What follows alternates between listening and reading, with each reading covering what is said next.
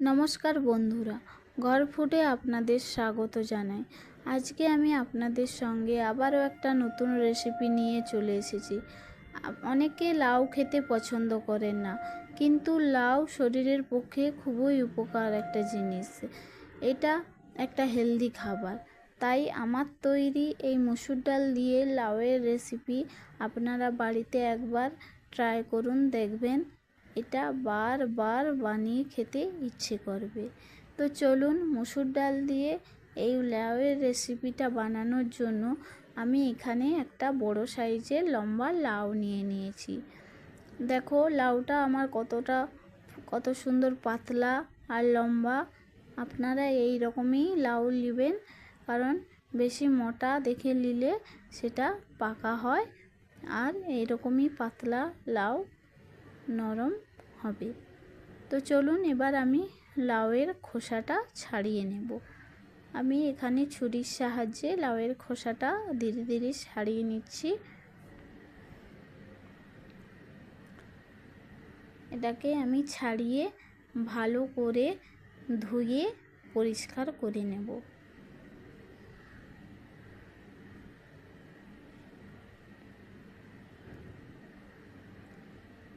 তো দেখো আমি এখানে লাউটাকে ধুয়ে পরিষ্কার করে নিয়েছি। আমি এখানে প্রথমেই ধুয়ে নিয়েছি, কারণ কাটার পরে এটাকে আমি আর ধোবো না, তাই জন্য আমি প্রথমে ধুয়ে নিয়েছি। এবার এটাকে আমি 4 ভাগ করে নিচ্ছি। 4 ভাগ করে এবার এটাকে ছোট ছোট করে আমি কেটে নিচ্ছি।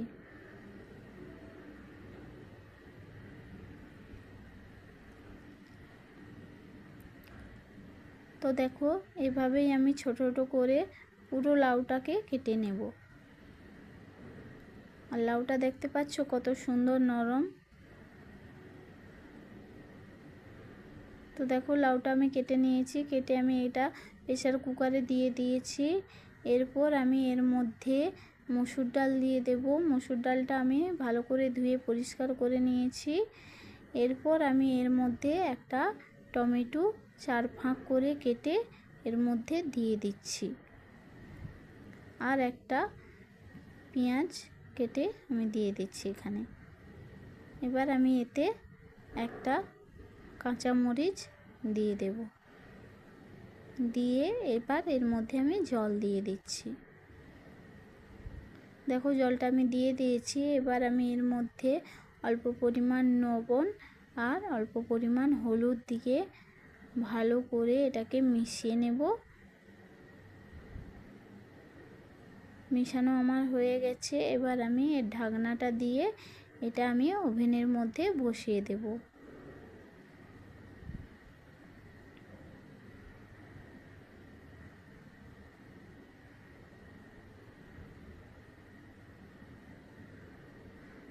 দেখো আমি বসিয়ে দিয়েছি।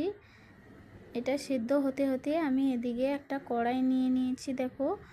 আর এবার এর মধ্যে আমি 1/2 টেবিল চামচ ঘি দিয়ে দেব। আমি এখানে দেশি ঘি নিয়েছি।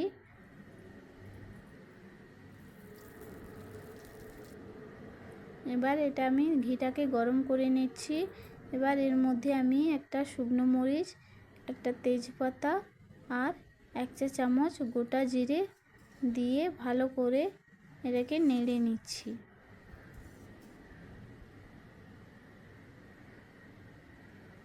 এবার এতে আমি একটা পেঁয়াজ কুচি দিয়ে দিচ্ছি। পেঁয়াজ কুচিটা এবার আমি ভালো করে হালকা করে একটু ভেজে নেব।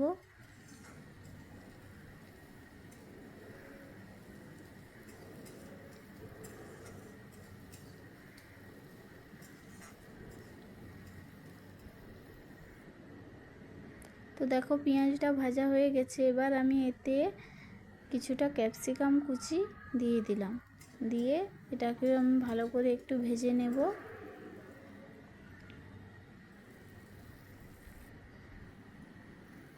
ভাজা হয়ে গেলে এবার আমি এর মধ্যে 1/2 টেবিল চামচ আদা বাটা আর 3-4 কোয়া রসুন কুচি দিয়ে আবারও এটা ভালো করে আমি ভেজে নেব। এবার আমি এতে গুঁড়ো মশলা অ্যাড করব। দেখো এর মধ্যে আমি 1/2 টেবিল চামচ জিরে গুঁড়ো, 1/2 টেবিল চামচ ধনিয়া গুঁড়ো হাফ টেবিল চামচ, হলদি গুঁড়ো আর হাফ চা চামচ লঙ্কা গুঁড়ো দিয়ে ভালো করে আমি এটাকে মিশিয়ে নিচ্ছি। এবার এতে আমি অল্প একটু জল দেব। জলটা দিয়ে ভালো করে মশলাটাকে এবার আমি কষিয়ে নেব।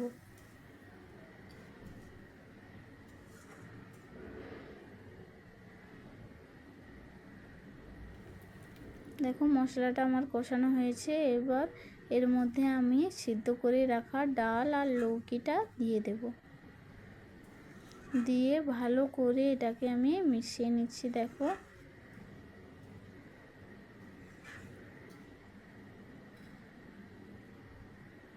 এবার আমি এর মধ্যে একটু জল দিয়ে দেব। আমি এখানে প্রেসার কুকারেই একটু জল গরম করে নিয়েছি, কারণ এতে ঠান্ডা জল দিলে একদমই এর স্বাদ আসবে না, তাই আমি এতে গরম জলই দিলাম। গরম জলটা দিয়ে আমি ভালো করে এটাকে মিশিয়ে নিচ্ছি। এরপর আমি এর মধ্যে স্বাদ মতো লবণ দিয়ে দেব আর হাফ চা চামচ ঘি দিয়ে দিচ্ছি, দেশি ঘি, আর কিছুটা গরম মশলা আর ধনিয়া পাতা কুচি দিয়ে ভালো করে এটাকে আমি মিশিয়ে নেব।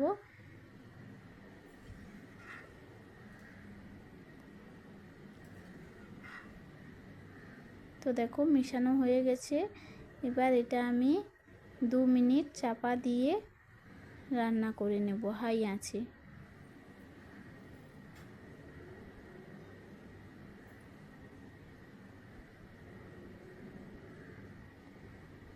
তো দেখো 2 মিনিট আমার হয়ে গেছে। দেখো কতখানি জলটা মরে গিয়েছে আর ডালটার কত সুন্দর কালার এসেছে। দেখো লাউ দিয়ে ডালটা কত সুন্দর একটা রেসিপি হয়ে গেছে আমার। তো দেখো মসুর ডাল দিয়ে লাউয়ের রেসিপি আমার তৈরি হয়ে গেছে। এবার আমি একটা পাত্রে করে তুলে নেব। দেখো পাত্রে করে আমি এখানে তুলে নিচ্ছি। কত সুন্দর রেসিপিটা, এটা আপনারা ভাতের সঙ্গে খাবেন, দেখবেন দারুণ খেতে হবে। এটা আপনারা ভাত, রুটি কিংবা পরোটা দিয়েও ট্রাই করবেন, দেখবেন এটা খেতেও দুর্দান্ত হবে। যারা লাউ খান না তারা একবার এভাবে ট্রাই করবেন, দেখবেন লাউটা আপনার ফেভারিট একটা ডিশ হয়ে উঠেছে। তো আমার ভিডিওটা যদি আপনাদের ভালো লেগে থাকে তাহলে একটা লাইক করবেন আর কমেন্ট করে জানাবেন রেসিপিটা কেমন হয়েছে।